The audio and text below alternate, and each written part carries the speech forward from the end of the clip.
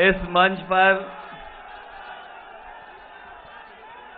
Samajwadi party के जिला अध्यक्ष महेश कश्यप, मंच पर उपस्थित पूर्व राज्यसभा में सांसद चंद्रपाल सिंह जी, मंच पर उपस्थित पूर्व विधायक श्री रामपाल जी, मंच पर उपस्थित हरिओम उपाध्याय पूर्व मंत्री जी,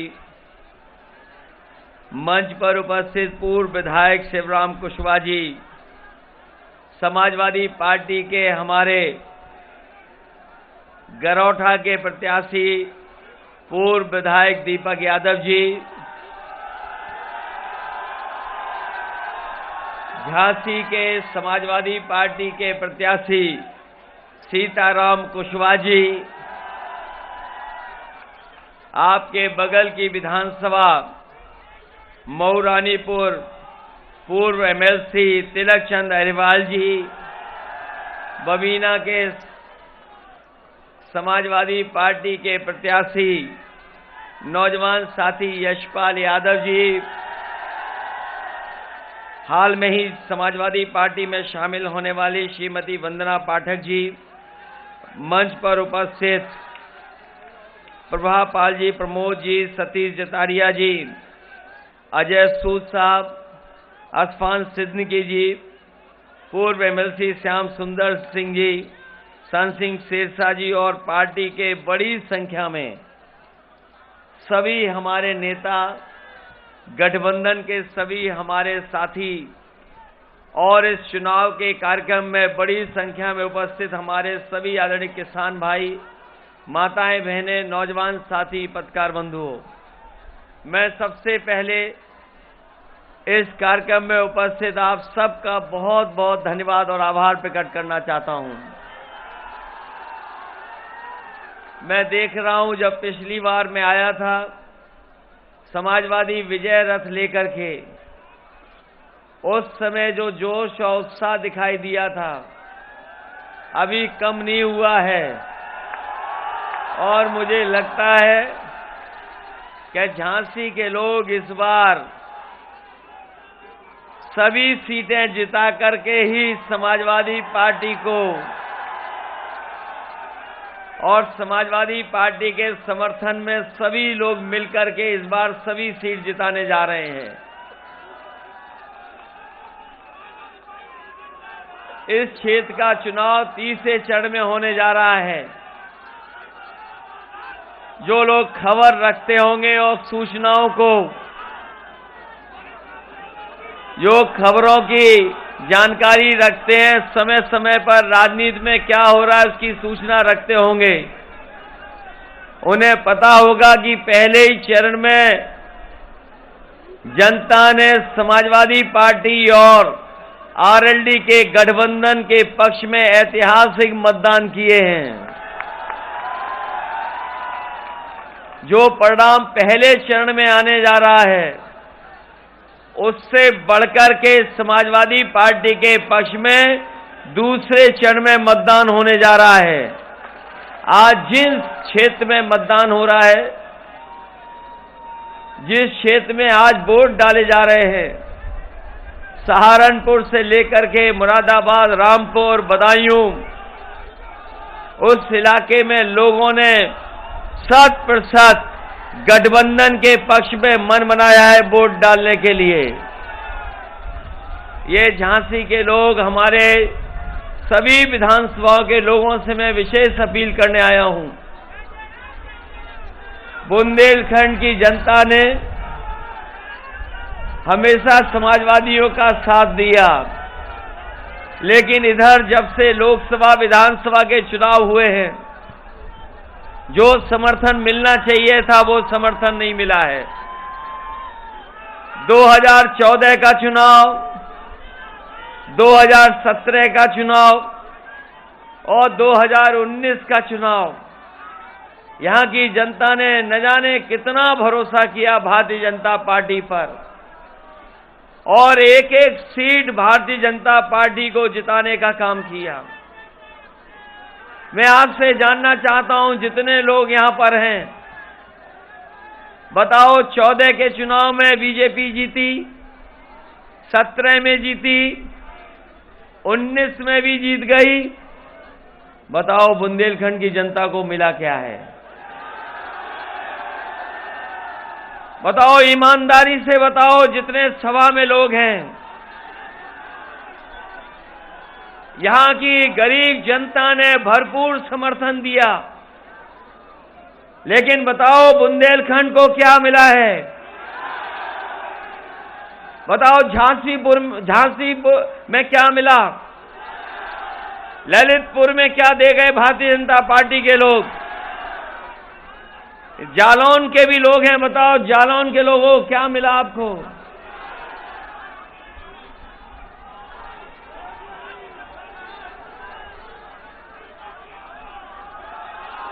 बताओ बुंदेलखंड के लोगों इतना वोट दिया बीजेपी वालों को, आपको क्या मिला बताओ? अभी बगल में उनके नेता बोल रहे होंगे, न जाने कौन से सपने दिखा रहे होंगे। मऊरानीपुर में आए हैं कोई नेता उनकर के,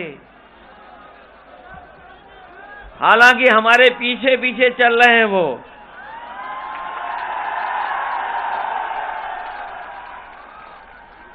बताओ बुंदेलखंड के लोगों हिसाब किताब लगा लिया अभी तक कि नहीं लगा लिया? इतना निराश किसी सरकार ने नहीं किया होगा जितनी इस डबल इंजन की सरकार ने बुंदेलखंड की जनता को निराश किया है। वैसे तो हमारे बाबा मुख्यमंत्री की शक्ल देखो आजकल, देखी कि नहीं देखी शक्ल आपने? वैसे 12 तो यहां बाद में बजे, सवेरे ही 12 बज गए। रात भर उन्हें नींद नहीं आई आज, क्योंकि दूसरे चरण में वोट पड़ना था, रात भर नहीं सो पाए और सुबह ही हमारे पत्रकार साथियों को बुला लिया उन्होंने। कह रहे कि ये चुनाव 80-20 का है, 80-20 का। ये कह रहे ये चुनाव दूसरी दिशा में ले जाना चाहते हैं।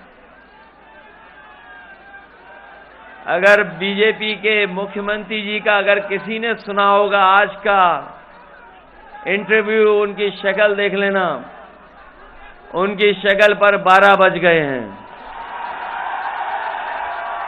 12 बज गए कि नहीं बज गए?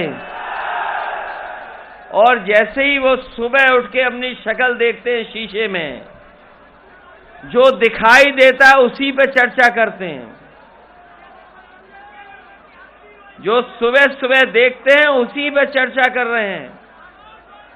मैं आपको भरोसा दिला के जा रहा हूं कि ये चुनाव उत्तर प्रदेश के भविष्य का चुनाव है। न केवल भविष्य का चुनाव है, उत्तर प्रदेश किस दिशा में जाए, ये खुशहाली का चुनाव है, ये लोकतंत्र को बचाने का चुनाव है, ये बाबा साहब भीमराव अम्बेडकर जी का दिया हुआ संविधान को बचाने का चुनाव है। बताओ बुंदेलखंड के लोगों, लोकतंत्र बचाओगे कि नहीं बचाओगे? संविधान बचाओगे कि नहीं बचाओगे? और उत्तर प्रदेश की जनता इन झूठों से बचाओगे कि नहीं बचाओगे?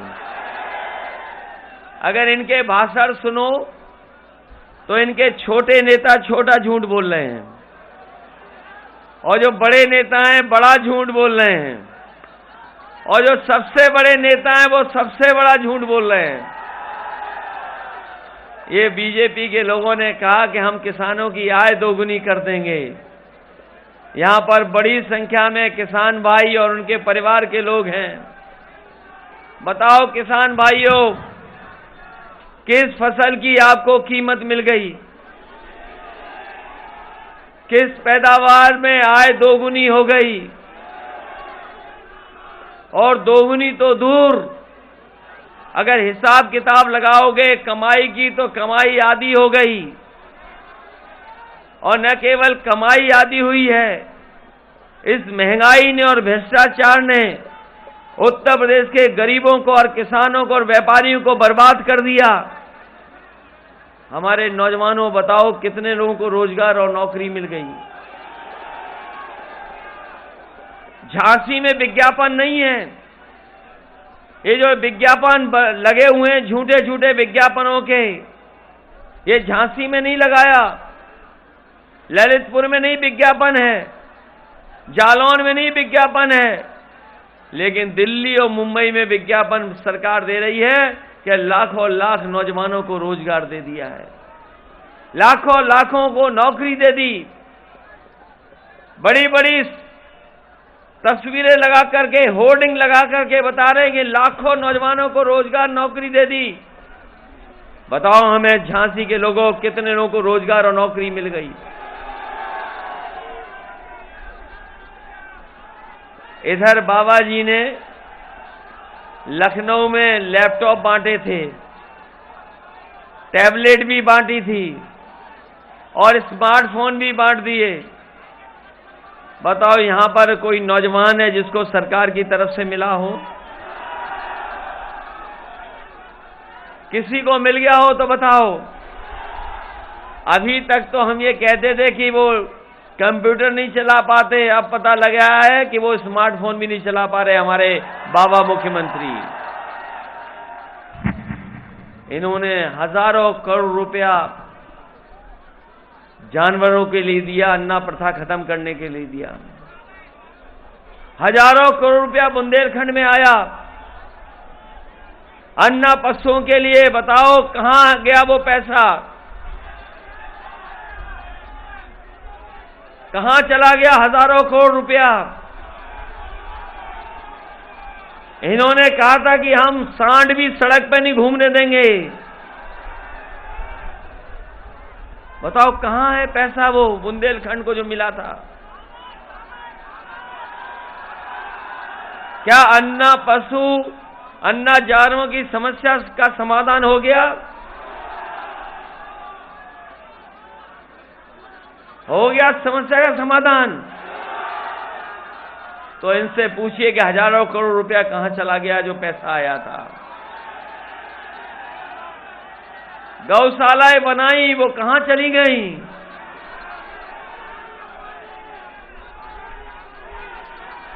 और एक्सीडेंट हो गए जानवरों से, सांडों से भी एक्सीडेंट हुए। रात भर किसानों को जगना पड़ा, हर खेत पे तार लगाने पड़ गए, फसल को बचा नहीं पाए। कहीं अगर नुकसान की भरपाई हो तो बता दो आप। ऐसी खराब व्यवस्था किसी सरकार में नहीं हुई होगी जो इस भारतीय जनता पार्टी की सरकार में व्यवस्थाएं सब खराब कर दी।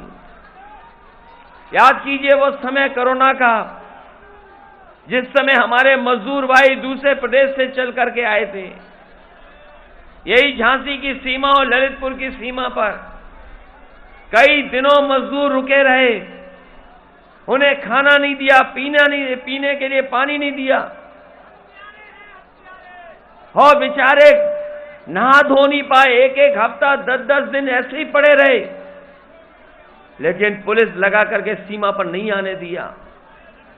याद कीजिए वो समय जब ललितपुर में एक गर्भवती मां महाराष्ट्र से चल करके आई थी और वो चलते चलते ललितपुर की सीमा पर आ गई।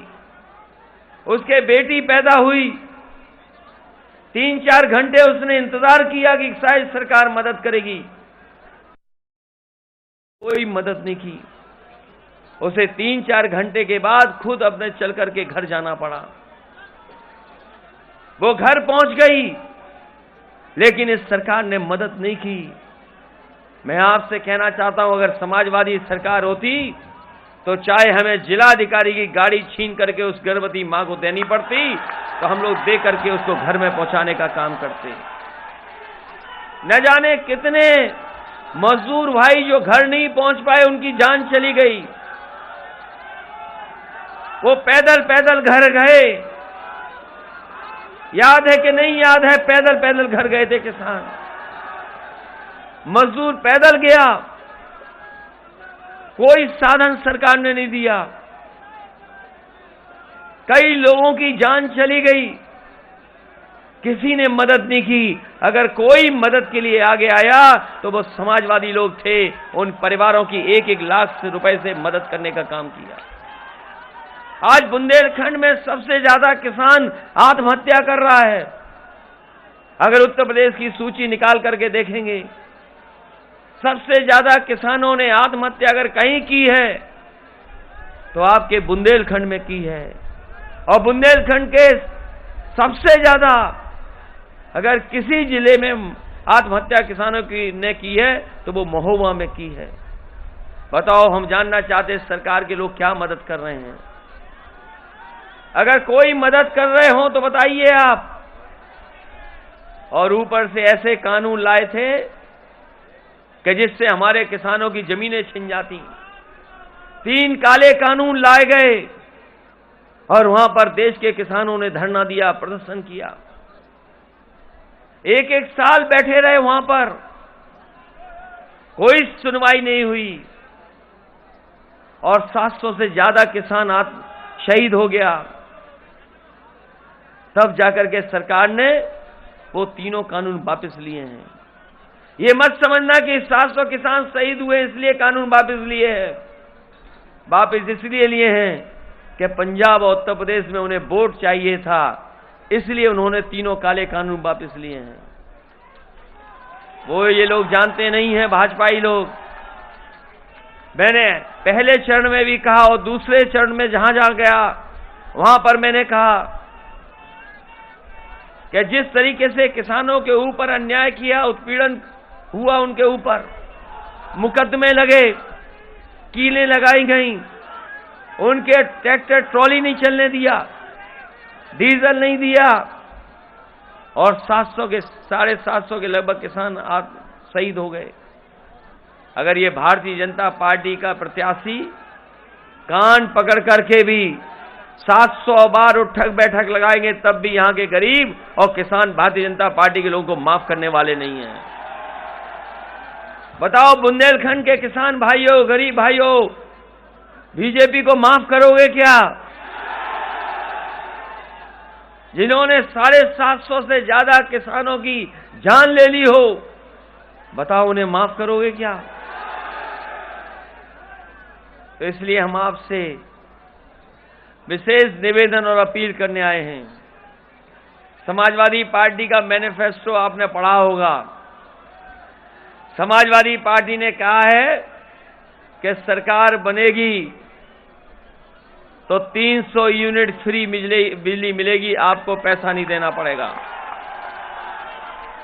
न केवल 300 यूनिट फ्री बिजली होगी, हमारे किसानों की सिंचाई के लिए भी बिजली पूरी माफ होगी, सिंचाई माफ होगी, कोई पैसा नहीं देना पड़ेगा। जो हमारा गरीब किसान है, जिसे ये सरकार खाद नहीं दे पाई, डीएपी नहीं दे पाई, बताओ डीएपी और खाद दे पाई सरकार के? नहीं दे पाई।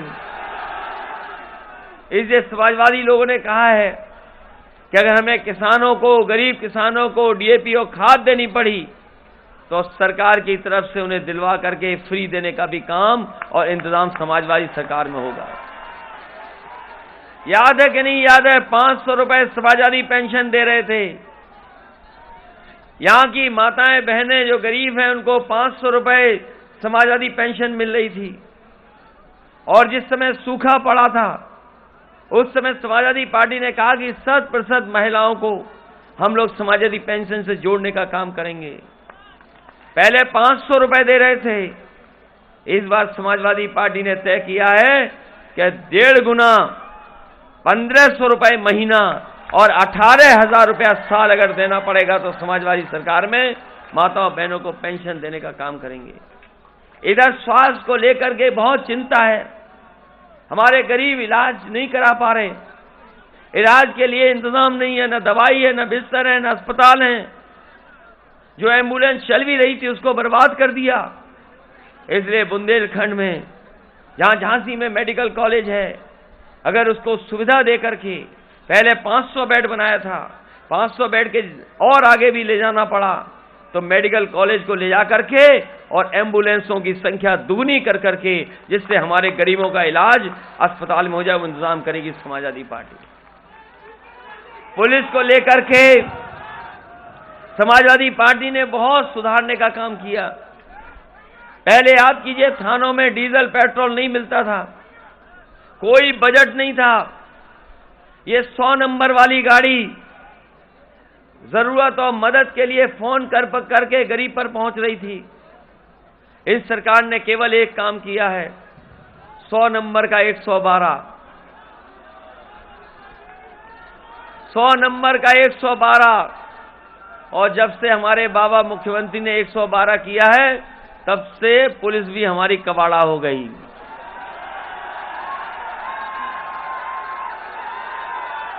बताओ, पुलिस कबाड़ा हो गई कि नहीं हो गई? और इधर मुख्यमंत्री जी धमकी दे रहे हैं कि गर्मी निकाल देंगे। अब शायद दूसरे चरण में रही बची बाबा मुख्यमंत्री जी की गर्मी निकल जाएगी। और जब से पहले चरण का बोर्ड पड़ा है, भारतीय जनता पार्टी के नेता कार्यकर्ता ठंडे पड़ गए हैं। और अब आपकी जिम्मेदारी है, तीसरे चरण में जो लोग गर्मी निकाल रहे थे, उनको पूरा ठंडा करने का काम बुंदेलखंड के लोग करेंगे। बताओ, करोगे कि नहीं करोगे ने ठंडा? और हम अपने नौजवानों को कह के जा रहे हैं, ये गर्मी निकाल रहे हैं, हम लोग फौज में और पुलिस में भर्ती निकाल करके नौजवानों को नौकरी देने का काम करेंगे। इधर सरकार में लाखों लाख पद खाली हैं। लगभग 11 लाख सरकारी नौकरियों के पद खाली हैं। समाजवादी पार्टी ने तय किया है, सरकार बनेगी तो नौजवानों को नौकरी देने के लिए 11 के 11 लाख पद भरे जाने का काम होगा। ये हमारे बीएड टीटी वाले लोग जाने कब से आंदोलन कर रहे हैं, कब से आंदोलन चल रहा है आपका, और अभी तक कोई सुनवाई नहीं हुई है इनकी। ये जब कभी भी लखनऊ गए होंगे तो इन्हें अपमानित होना पड़ा है। इसलिए समाजवादी सरकार बनेगी तो बीएड टीटी वालों को पूरा का पूरा समाहित और इन्हें भी नौकरी देने का काम समाज सरकार में होगा। 69,000 वाले न जाने कितने दिन से आंदोलन कर रहे थे, हर 6 महीने में लाठी खाए, लेकिन वो पीछे नहीं हटे। सालों साल लखनऊ में रुके रहे, लेकिन उनको नौकरी का भरोसा दिलाने के बाद भी उन्हें समायोजन नहीं किया। उनके आरक्षण से खिलवाड़ हुई है, उसमें सुधार करके और 69,000 में जो आरक्षण को लेकर के भेदभाव हुआ है, उस भेदभाव को खत्म कर करके उन्हें भी नौकरी देने का काम समाज सरकार में होगा। इधर सुनने में आता है कि बीजेपी के लोग ये चिल्लाते हैं कि समाजवादी सरकार बनेगी तो हो सकता है एक ही लोगों का कब्जा हो जाए। कभी कभी आरोप लगाते हैं समाजवादियों पे। बताओ, आरोप लगाते हैं कि नहीं लगाते हैं? जब समाजवादी पार्टी ने कहा कि हम जाति जनगणना करना चाहते हैं, बीजेपी के लोग पीछे हट गए, जाति जनगणना नहीं करना चाहते। हमने कहा अगर आरोप लगा रहे हो भेदभाव का, तो कम से कम उत्तर प्रदेश की जातियां गिनती हो जाएं और हर जाति को ये पता लग जाए कि वो आबादी में कितने हैं। लेकिन ये सरकार आगे नहीं आ रही है। इसलिए बुंदेलखंड के लोगों को मैं भरोसा दिला के जा रहा हूं कि आज टेक्नोलॉजी है, आज ऐसा इंतजाम है, आज अगर हम चाहेंगे तो कम समय में भी जाति जनगणना हो सकती है। इसलिए समाजवादी सरकार बनेगी, 3 महीने के अंदर सभी जाति जनगणना करा करके कम से कम जिसकी जितनी आबादी है उसके साथ उसको भागीदार देने का काम भी समाजवादी सरकार में होगा।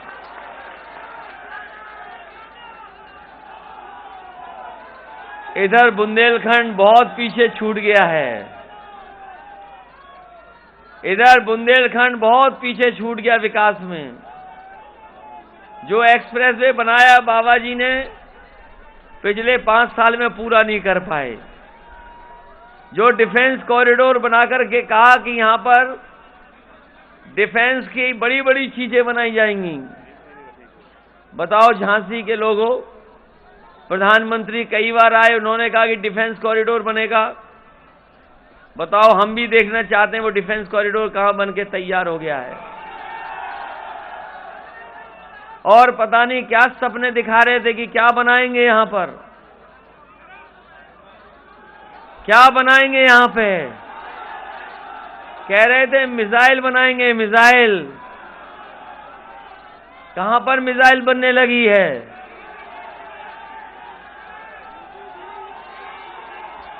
अगर कहीं मिसाइल बन रही हो तो बताओ हमें। जो बवीना कैंटोनमेंट है, कहीं उसके आसपास तो नहीं बन रही? कौन सी फैक्ट्री बनने जा रही थी, लगने जा रही थी? लखनऊ में देख लो, बड़े बड़े विज्ञापन लगे हैं कि झांसी में, उत्तर प्रदेश में बड़े बड़े कारखाने लग गए हैं। अगर दिल्ली में कोई रिश्तेदार हो तो पूछ लेना, दिल्ली में बड़े बड़े विज्ञापन लगे थे। लखनऊ में देश के सब उद्योगपति बुलाए गए, बड़े बड़े उद्योगपति बुला करके एमओयू साइन हो गए, समझौते हो गए। और इसी सरकार ने कहा कि हम लगभग 5 लाख करोड़ उत्तर प्रदेश में पैसा लगाने का काम करेंगे। बताओ हमारे झांसी के लोगों, कौन सा कारखाना और उद्योग लग गया आपके बीच में? वो जो 5 लाख करोड़ की बात थी, वो कहां चले गए पैसे?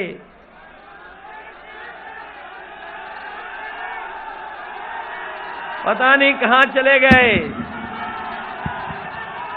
ये बात तो धुआं उड़ाने वाले ही बता सकते हैं कि कहां चले गए।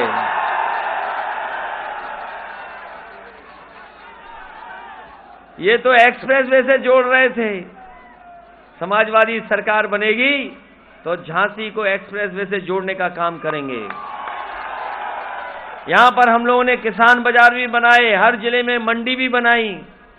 अपने किसान भाइयों को हम कह के जा रहे हैं कि जिस तरीके से मंडियों का नेटवर्क बन रहा था, हमें अगर अलग से भी पैसा बजट के लिए रखना पड़ेगा, पैसा रखेंगे, फार्मर्स कॉर्पस फंड बनाएंगे, जहां हमारे पहले चरण के लोगों को गन्ने के भुगतान में देरी होती है, यहां पर किसान की कोई पैदावार एमएसपी पे नहीं खरीदी जाती है।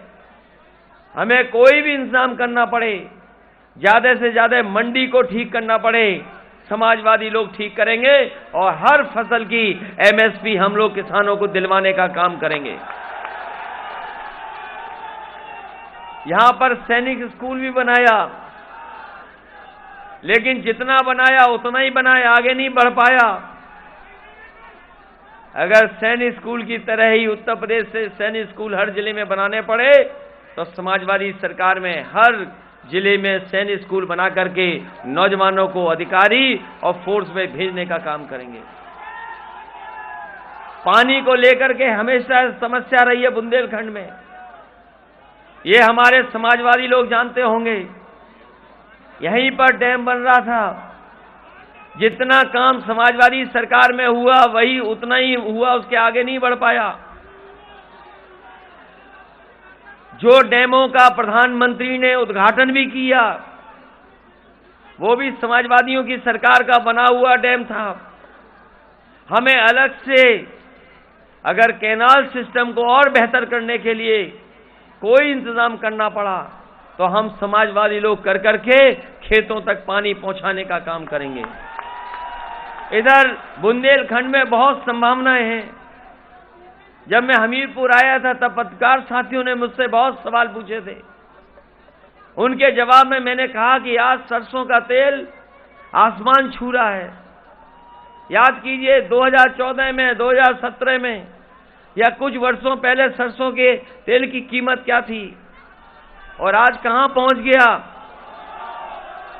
अगर हमें बुंदेलखंड के किसानों को मदद कर करके अगर सरसों की पैदावार, तिल की पैदावार बढ़ाने के लिए पहले से ज्यादा सब्सिडी अगर देनी पड़ी, अलग से भी इंतजाम करना पड़ा तो समाजवादी लोग करेंगे। साथ ही साथ ये बुंदेलखंड हमारा ऐसा है जो सरसों के पैदावार में भी बढ़ सकता है, और अगर सरकारी मदद हो जाए तो सरसों का तेल भी और तिल को लेकर के भी अगर हमें कारखाना लगाना पड़ेगा तो चाहे 101 करोड़, 200 करोड़ या 300 करोड़ सब्सिडी दे करके अगर कोई कारखाना लगाएगा तो बुंदेलखंड में कारखाना लगा करके पूरे उत्तर प्रदेश के बाजार में यहाँ के सरसों का तेल की मदद करने का काम होगा। और क्यों नहीं हो सकता? इसलिए समाजवादी लोग जो बात कहते हैं वो करके दिखाते हैं। ये भरोसा है कि नहीं है? ये उत्तर प्रदेश का चुनाव बड़ा चुनाव है। बीजेपी के सब नेता आ रहे हैं, पूरे प्रदेश और देश के नेता आ रहे हैं। आ रहे हैं कि नहीं आ रहे हैं? और नोटबंदी से लेकर के अभी तक हिसाब किताब लगा लो, पूरा व्यापार बर्बाद हो गया कि नहीं हो गया? और रहा बचा कोरोना के समय बर्बाद हो गया। न जाने कितने व्यापारियों की भी जान चली गई। सरकार ने कोई मदद नहीं की। अगर सरकार मदद करती तो शायद ये हालात नहीं होते।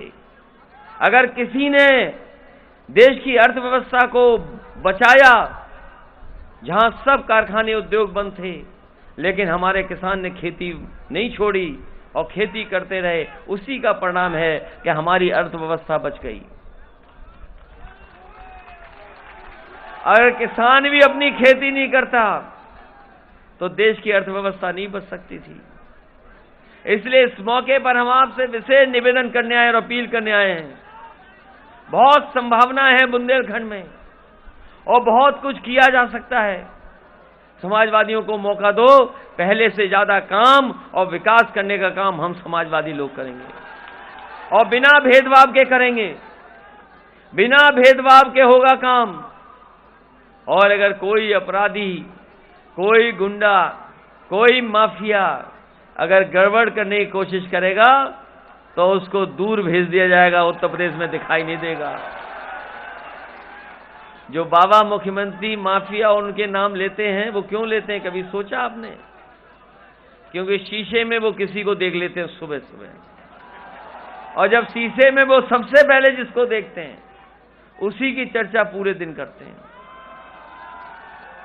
इसलिए इस मौके पर हम आपसे अपील करना चाहते हैं कि समाजवादियों की मदद करना, चुनाव चिन्ह साइकिल की मदद करना। बताओ मदद करोगे कि नहीं करोगे? और आपको भरोसा है कि नहीं है कि समाजवादी आएंगे तो काम करेंगे? हम लोग काम करना चाहते हैं, विकास करना चाहते हैं और खुशहाली के रास्ते पर ले जाना चाहते हैं। हम आपको भरोसा दिला के जा रहे हैं, सड़क बनानी पड़ेगी, सड़क बनाएंगे। आपके जानवरों के लेकर के अगर उसकी समस्या का समाधान करने के लिए हमें कोई विशेष योजना बनानी पड़ेगी तो अन्ना जानवरों की समस्या का समाधान करने के लिए हम लोग काम करेंगे। बजट से अगर हमें चाहे ज्यादा पैसा देना पड़े, सिंचाई के इंतजाम को लेकर के, पानी की व्यवस्था को लेकर के अगर बजट का ज्यादा पैसा देना पड़ेगा तो देंगे, जिससे कि घरों में भी पानी पहुंच जाए और यहाँ के किसानों के खेत में भी पानी पहुंच जाए, उसका इंतजाम करेंगे। ये हमारे नौजवान बड़े पैमाने पर बेरोजगार हैं, नौकरी नहीं है, रोजगार नहीं है। इनकी डबल इंजन की सरकार भी देख ली, जिसने नौकरी छीनी है, रोजगार छीने। न केवल नौकरी रोजगार छीने हैं, बल्कि इन्हीं के लोगों ने इन्हीं अपने बैंकों से पैसा लेकर के भी भाग गए। आप लोग जानते होंगे और पढ़ते भी होंगे, जानकारी भी होगी, सबसे ज्यादा पैसा बैंकों का लेकर के कौन भागे, ये बताओ आप। और जो अभी 28 बैंकों का पैसा लेकर के भागे, वो कहां के थे? और ये जो चिल्ला रहे हैं परिवार वाले, परिवार वाले, याद रखना, जिनके पास परिवार नहीं है वो परिवार वालों का दुख दर्द नहीं समझ सकते। बताओ इनका परिवार है कि नहीं है? तभी तो 28 बैंकों से 22,000 करोड़ रुपया लेकर के भाग गए। बताओ भागा कि नहीं भागा? और इससे पहले जो भागे वो कहां के थे? थे कि नहीं थे वहां के? और अगर ये इन्हें मौका मिल गया तो हो सकता है इस बार बैंकें भी भारत से छोड़ करके चली जाएं। हमारे लोगों ने जिन्होंने पैसा रखा होगा बैंकों में, बताओ 14 में कितना इंटरेस्ट मिलता था, 17 में कितना इंटरेस्ट मिलता था, और आज अगर बैंक में पैसा रख दोगे तो आपको इंटरेस्ट कितना मिल रहा है ये बता दो आप। आपका पैसा बैंक में और बैंकों का पैसा किसी और पर जब ज्यादा हो गया तो कहां चले गए वो लोग? और गिनती कर लेना, 1-2 नहीं, न जाने कितना लाखों करोड़ रुपया भारत का लेकर के बैंकों का भाग गए लोग। इसलिए उत्तर प्रदेश बचाओ, उत्तर प्रदेश बचेगा तो देश बचेगा। इसीलिए आपने देखा हो उत्तर प्रदेश का चुनाव देख करके बड़े बड़े नेता उत्तर प्रदेश में आ गए हैं, और जैसे जैसे हार होगी इनकी वैसे वैसे इनकी भाषा बदलेगी। बताओ भाषा बदल गई कि नहीं बदल गई? हम समाजवादी लोग अपने मैनिफेस्टो पे बात कर रहे हैं कि किसानों को ये सुविधा देंगे, नौजवानों को ये सुविधा देंगे, बिजली बनाएंगे और बिजली भी सस्ती कर देंगे, और जो सुविधाएं हैं वो देने का काम करेंगे। लेकिन भारतीय जनता पार्टी के लोगों के सुन लो भाषण क्या है उनके। इसलिए सावधान रहना इनसे, और सावधान रह करके इन झूठों को इस बार सबक सिखाने का काम करना, यही अपील मैं आपसे करने आया हूं। आप सबका बहुत बहुत धन्यवाद और बहुत बहुत आभार प्रकट करता हूं। मुझे पूरा भरोसा है कि गरोठा से लेकर के मऊरानीपुर, बबीना और झांसी सभी विधानसभाएं आप जिताने का काम करेंगे। अपनी जाति धर्म भेदभाव मिटा करके, आपस का सब कुछ खत्म करके हम अपने तमाम उनका भी धन्यवाद देंगे जो लोग टिकट मांग रहे थे लेकिन आज हमारे साथ दिखाई दे रहे हैं। सभी लोगों से हमारी अपील है कि सहयोग करें, मदद करें। टिकट मांगने तक तो मांगी जाती है, लेकिन जब टिकट मिल जाए तो उसका सहयोग और मदद करना। मैं अपना भरोसा दिलाता हूं अपने श्रीराम पाल जी को और कुशवाहा जी को। इधर आपने देखा होगा भारतीय जनता पार्टी में रहे मंत्री वो आपके साथ आ गए, स्वामी प्रसाद मौर्य जी भी आपके साथ आ गए कि नहीं आ गए? दारा सिंह चौहान आ गए कि नहीं आ गए? और पहले चरण में हम लोगों ने इनका सफाया कर दिया कि नहीं कर दिया? और रहा बचा दूसरे चरण में सफाया होने जा रहा है, और तीसरे चरण में आपकी जिम्मेदारी है। बताओ बीजेपी को शून्य कर दोगे कि नहीं कर दोगे? ये हमारी जिम्मेदारी है इन लोगों का सम्मान करना। हम इनका सम्मान करने का काम करेंगे और सरकार बनेगी तो बहुत सारे लोगों का सम्मान करेंगे। यही भरोसा है, इसी उम्मीद के साथ कि आप सब लोग समाजवादी पार्टी की मदद करेंगे, एक एक वोट देकर के जिताएंगे। बहुत बहुत धन्यवाद आपका। मैं एक बार फिर जो समाजवादी पार्टी में शामिल हुई हैं वंदना पाठक जी, उनका धन्यवाद देता हूं। पंडित अरविंद कुमार वशिष्ठ जी जो समाजवादी पार्टी में आ गए हैं उनका धन्यवाद देता हूं। प्रभा पाल जी जो समाजवादी पार्टी में शामिल हो रही, इनका धन्यवाद। इनके साथ साथ बड़ी संख्या में और लोग भी समाजवादी पार्टी में आए, मैं उन सब का बहुत बहुत धन्यवाद और आभार प्रकट करता हूं कि इस चुनाव में समाजवादी पार्टी की आप मदद करेंगे। पूर्व मंत्री नारायण दास अहिरवार जी, इनका भी हम स्वागत करते हैं जो समाजवादी पार्टी में आ गए हैं। आप बताइए इतना समर्थन कभी समाजवादी पार्टी को मिला हो तो बता दो, और इतने दल कभी समाजवादी पार्टी के साथ आए हो तो बता दो। कोई वर्ग नहीं बचा, कोई जाति नहीं बची जो समाजवादी पार्टी का सहयोग और मदद करने के लिए आगे ना आ रही हो। इसलिए आप सबसे विशेष और अपील है मेरी कि ये चुनाव कोई छोटा मोटा चुनाव नहीं है। यूपी बचेगा तो लोकतंत्र बचेगा, लोकतंत्र बचेगा तो हमारा बाबा साहब भीमराव अम्बेडकर जी का संविधान बचेगा।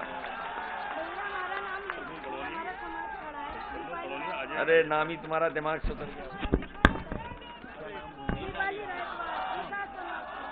हमारे महिला सभा की पदाधिकारी हैं प्रदेश सचिव, नाम बताइए। नहीं, दीपाली रायकवार, इनके साथ भी बड़ी संख्या में लोग यहाँ मौजूद हैं, और आप भी हो तो आप भी धन्यवाद, और आप भी मदद करना। चलिए, बहुत धन्यवाद।